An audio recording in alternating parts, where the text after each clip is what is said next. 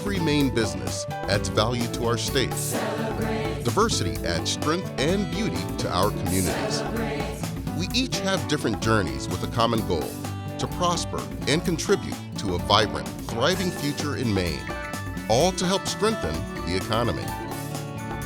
Greenlight Maine and Bangor Savings Bank present Elevating Voices, a celebration of Maine's diverse business community.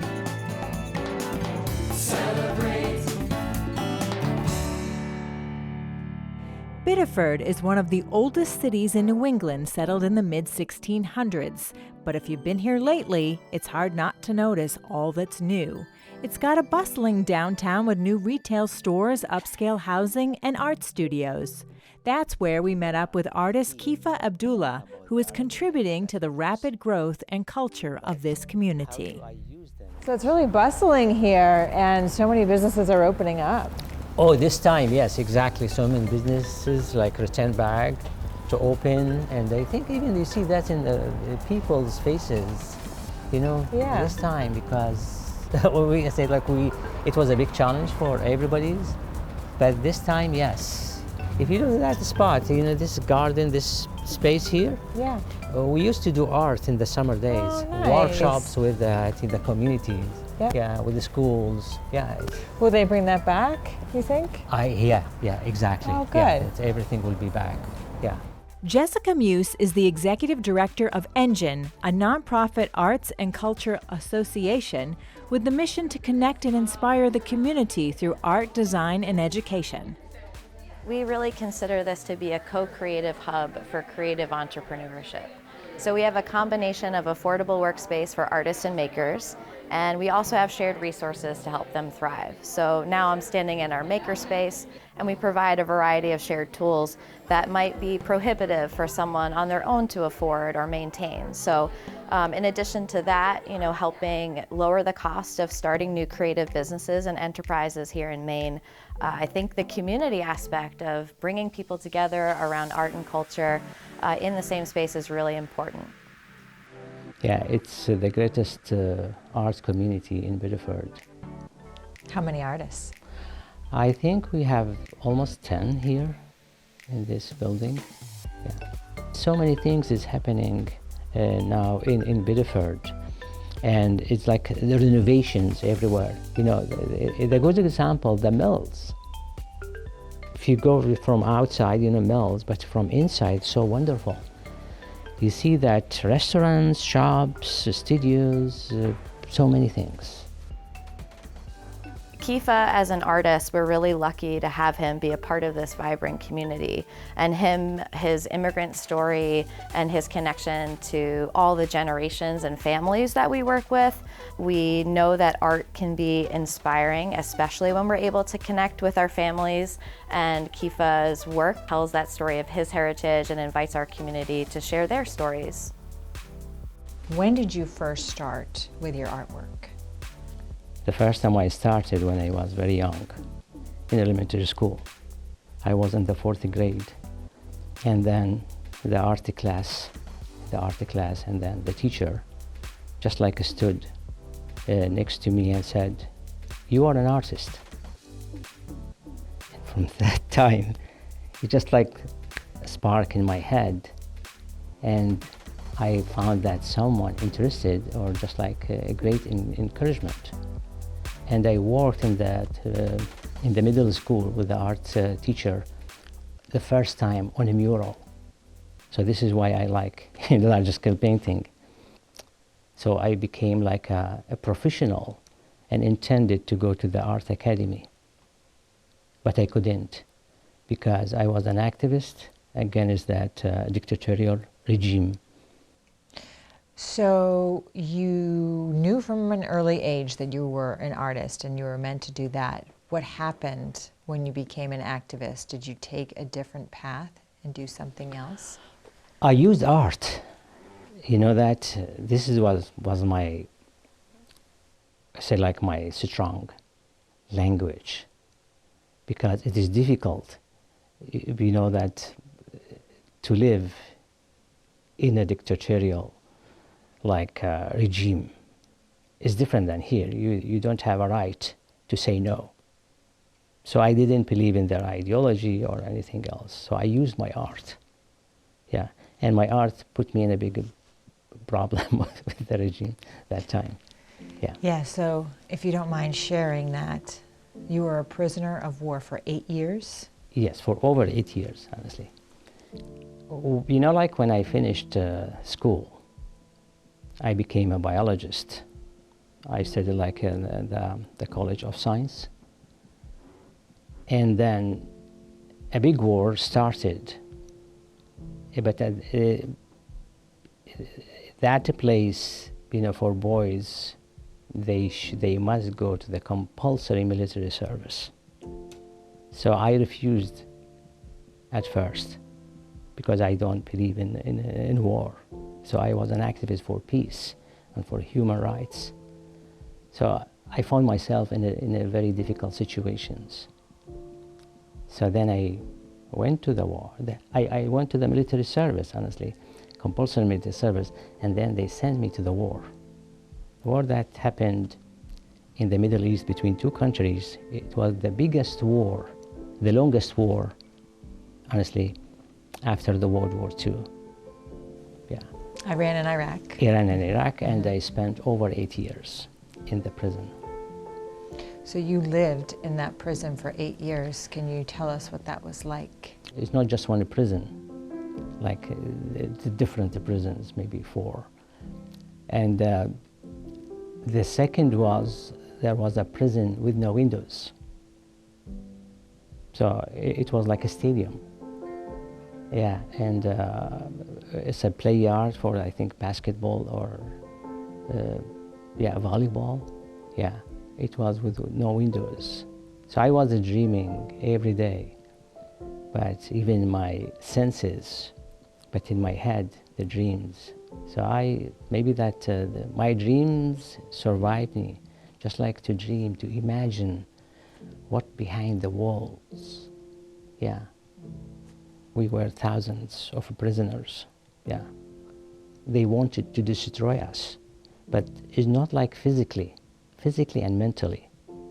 So even the books, they started giving us like books.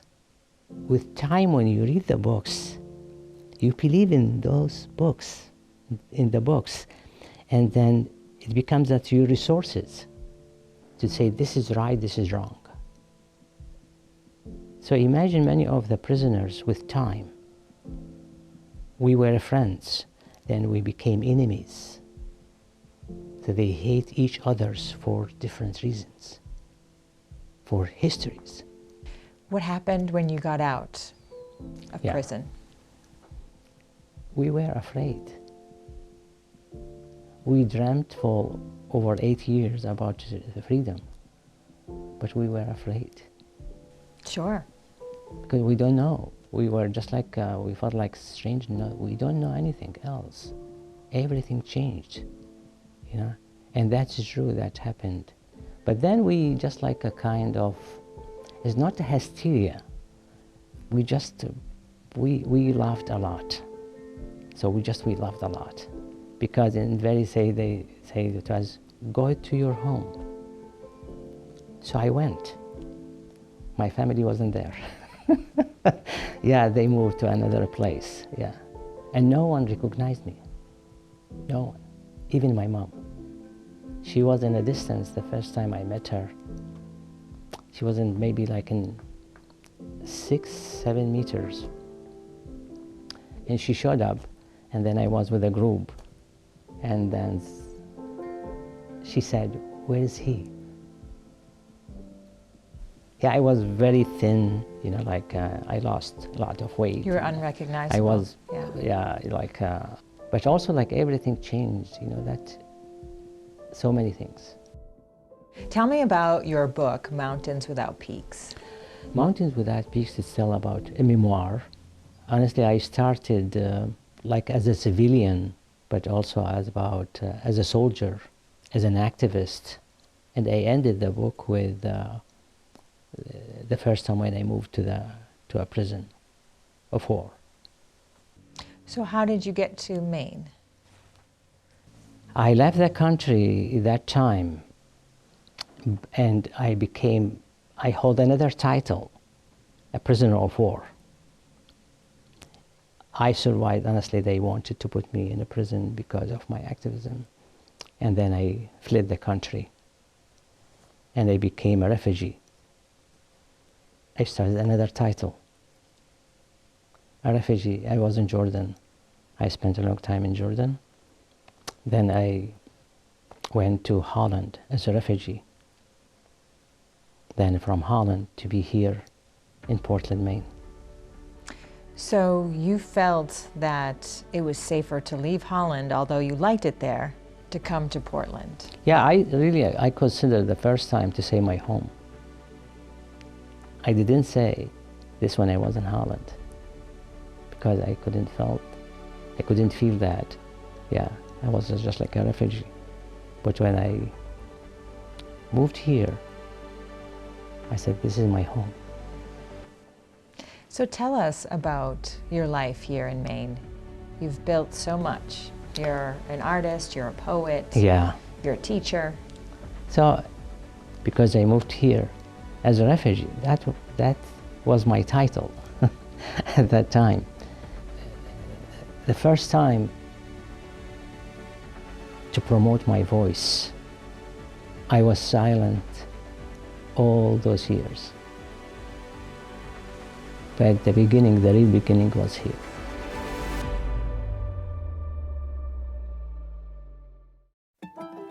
Bangor Savings Bank, committed to investing in its employees, customers, and communities to help create a stronger Northern New England. Bangor Savings Bank, you matter more. Hannaford Supermarkets, celebrating the diversity of its employees, customers, and communities, and committed to fostering a welcoming environment. Together, they're greater than groceries. Learn more at hannaford.com.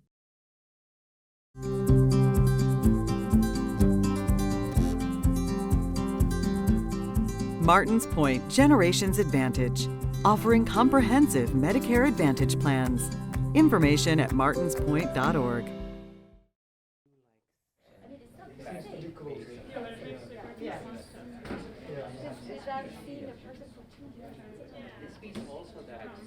Those, painting at the UNE galleries, it's included to a theme about the Arabic alphabet letters. But how do I use them in abstraction? So this is, my signature, using Arabic calligraphy in abstractions. Okay, so this one makes such a statement. What did you use here? So here I use an exact calligraphy, it's Arabic calligraphy. But the word, it's very, powerful for me. First, say, don't give up. Yeah. So this means don't give up in Arabic? In Arabic, yeah. Wow. So in Arabic, even the pronunciation, lan astaslim. This is how I would say, lan astaslim. But I put them in artistic way. And I love the colors in that one behind you. Can you explain this one, the theme of it? This is honestly about the war. I say war zone, but also I use different symbols here. You see here a jet fighter. That's a symbol for a war. But also here an explosion, a bomb. And figures, male and females, but I use also my experience as a biologist. You see, this is the DNA double helix in biology. Oh, yeah. And symbols like male, and this with female, but also embryos, Oh, yeah. because we need rebirth or a new birth, then the war destroy everything. And, Powerful statement. Yeah, and I have other symbols from chess, the conflict of the war. I see the black frame and the barbed wire. I wanted to make installations and to make pieces, maybe 20 pieces like this, with a real barbed wire. I lived behind the barbed wire for over 8 years. So all the time, when I look at the views from behind, so there they are in my vision. I talk about the people we don't know behind the barbed wire in the prisons. To ask people to stand behind the barbed wires, so they will see that the barbed wire first. So I say, imagine I spent over 8 years, every day, every moment, I look from behind that. Was there a moment while you were living here that maybe you knew this was going to be your home long term? I started my life journey in Baghdad. That was my home. But this is also my home now. And it's funny when people ask me, I say, I'm a Mainer. You cannot say, like, a new Mainer. Of course you are. Yeah, a new Mainer, yes, but to be a Mainer, that is different. Everybody has their own idea of being a Mainer, don't they? Yeah, it's just like to tell people, yeah, this is like, we are guests in life, and we move, and we are in a journey, in a travel. So it's my home, it's not just a place. Yeah.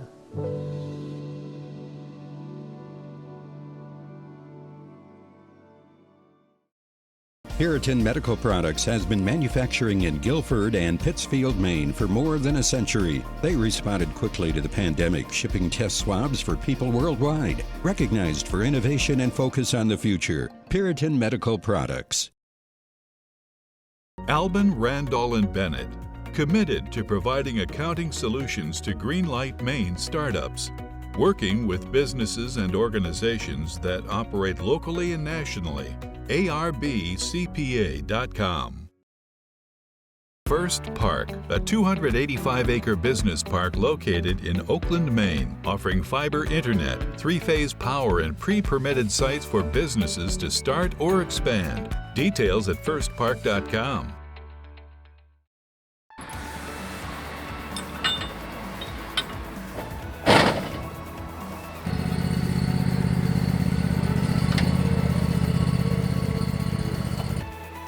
If you live in the greater Yarmouth area, you may have heard the story of Alper Yakisi. He was born in Turkey, but at the young age of 18, he moved to Maine with one goal, to open his own business, and he is doing just that. What is your business? So, as you know, the landscaping has very wide service. So what we provide is, when the season starts, obviously we do a spring cleanup, then we do like a mulching, and then the mulching jobs, like a seeding jobs. We mow, I have 45-50 account to mow in the summertime. And then when the fall comes, and we take care of the leaves, like, you know, blow the leaves. I have the equipment to haul the leaves. Let's talk about how you came to Maine. I went to the tourism hospitality management in Turkey. And when we were doing that, they had this exchange student work and travel program. So I did that 3 times in the summer. That was the time they give us some option, like, where would you like to go? And Maine was one of them. And I look at on the map and all the information. It was by the ocean, and it's forest, so which I like. I grew up by water in Turkey. So, and I liked it, and I picked Maine. Let's talk about what your life was like growing up in Turkey. My dad had little farm. I mean, it's not huge farm, but we had cows, we had chickens, we had sheep. So I was used to do that kind of work when I was a kid. So it was, I can say it was in my blood. What were the conditions like there compared to Maine? Is it hot, dry? The Turkey, I am from Mediterranean, so it's definitely hot because I haven't seen snow for a long time. Temperature-wise, it's definitely hot, at least at the Mediterranean. On the east, we have a lot of snows, but that's different. I haven't been in the east, maybe a few times I have been, but most of my life it was in the Mediterranean. So when you came to Maine, what did you do? In first year, I worked at the fast food restaurant in the Freeport. All the time it was a restaurant. And then how did it turn into this landscaping business? I bartend at the Mother Other. We had a little baby that time, Emre, my son. He was only 1.5, 2 years old. So I was kind of collecting a little college fund for him. So on my day off, I was just doing like yard works, like pick it up from here and there, and I was just putting on his college fund. So, and it came to the point that it was more jobs than I was able to handle it. So that was the flash that just kicked, and I wanted to go for it. LP started a landscaping business, and I say LP's so driven. He's going to start a business, whether it's a landscaping business or something else. He takes pride in learning something. So I think before he got into that, he just started researching landscaping and knew he wanted to work for himself. And so, working here as bartending and serving, he sees hundreds of people a day, and he got a following, a restaurant following, and I think he turned his restaurant customers into his landscaping customers, which was great. So, I got my LLC. I was doing as a side job, so I got my insurance lined up. So I printed my business card. So when I was bartending, all the people I know, like even what they drink. So I passed them my card. Hey, this is my idea, but it's not gonna start till next summer. So that's how it started. And it was just like next summer, it's boom, everything is lined up, and we start with like 30, 40 accounts. I liked how you talked about how when you started your business here, it was just a lot like what you used to do at home as far as selling things and meeting people. I grew up in the little farm, and believe it or not, I was like 6, 7 years old. We had like a fresh figs, we have eggs, we have tomatoes. Like I was in charge to do all the take care of these, like chickens, pomegranates, figs, like water and like plant and all that kind of stuff. So after school in the summer, we have like a little village. All the retired people will come, and I would just go door by door like, hey, Mr. Edward, do you need a fresh fig today, or do you need a fresh egg today? So I was selling like this kind of thing when I was a kid. So it's, I will say selling is like, I like it. I mean, the communication with the people, you buy this amount, you sell this amount, or you grew it out and you sell it. It makes me happy. Nice. What advice would you give to people moving to Maine from other countries? Maine people are very nice people. So I think as long as you are honest to people, you are good to go, whatever you do. If I pick one thing, I would pick honesty, because honesty, if you're not honest, I don't think you can build up on that. Who has inspired you the most? I usually read a lot of histories. The people comes from out of the countries, comes here, work hard, create this, do this, and 10, 20 years later, they're well-known people. There's a lot of example for it. These kind of stories just inspires me, because when I came here, I was just past 18 years old, and I probably had like $1,000 in my pocket, and I didn't know anyone. I'm really proud of somebody like him, coming to the U.S. without any family or friends, and then being driven enough to make something of himself. And that's what he's done. None of us have the answers, and he doesn't have them all either, but he has no problem asking people, and also working hard. I think that's the key that he has, is he's just simply a hard worker. My plan is like, I want to go as far as I can go. So I don't wanna stop like, oh, this is enough, I wanna stop kind of thing. So I wanna go as far as it takes.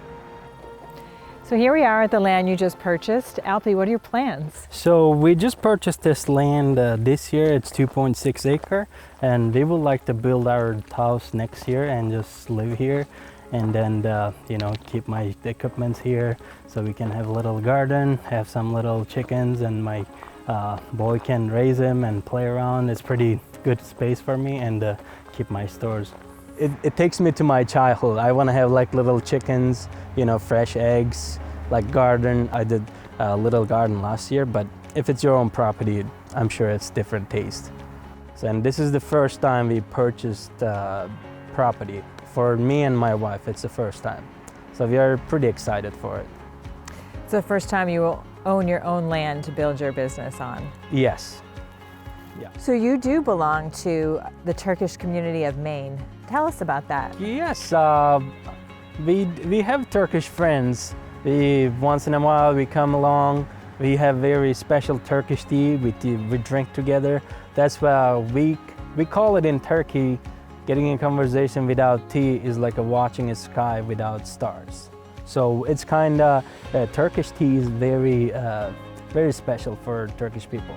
So if you're in the town and somewhere in the country, you might want to know who's the other Turks, because getting that conversation with the drinking tea just keeps your culture alive. That must be very comforting to have a Turkish community here. Yes, it is. I mean, just to know your people, know your culture, drink your tea together, it's definitely special. Absolutely, it must give you a sense of being home. Yes, it does. And especially if there's any, I have a few good cook. Once in a while, I don't know if you guys know the baklava, and it's a very special dessert. I know how to make it, but not as good as them. So they will bring it, we will share it together, and it's something special. That is special. Yeah. How many people are part of the Turkish community in Maine? I don't really know exactly the number, but I will say in Maine, probably like 50, 60, as far as I know. I don't know if there's more than that, but I would say at least 50. I admire what you did so much. You left home at age 18, left a huge family behind. I'm sure you must miss them. If you want to make your dream, I believe you have to face with some hard times, because nothing is easy. If you want to do something good, it's not going to be easy. It's going to be hard, but that's the point. You have to pass it, you know. What is your goal? My goal is to become enough to say I made it. Because United States, it was my dream country, and then I came and I want to be the one of the people makes the dream. I came to the dream country and I made my dreams. So I want to be one of them. The American dream. Yes, American dream. Northern Light Health, because we're all Mainers. And making healthcare work for you includes providing care to more Mainers. Innovations in ways you can access care when and where you need us. northernlighthealth.org. Maine Technology Institute, offering grants, loans, and equity investments to help support Maine's innovation economy, and committed to supporting new ideas with potential to grow. Visit mainetechnology.org. FAME came along at a time when we really needed somebody to believe in our mission. It's so nice to have somebody actually try to understand what we're doing. FAME helps Maine businesses and lenders get to yes for their financing needs. Thank you, FAME. Thank you, FAME. Thank you, FAME. There are so many of our neighbors here who bring elements of other cultures and who are making significant contributions to our economy and to our ways of life, and they've just become a part of the fabric of Maine. And so to be able to tell those stories and meet our neighbors and see folks that are contributing so much to Maine moving forward is a really important place for us to be. I'd just like to say thank you so much for your hard work, but also that your energy, your positive energy, and all you put that with your work.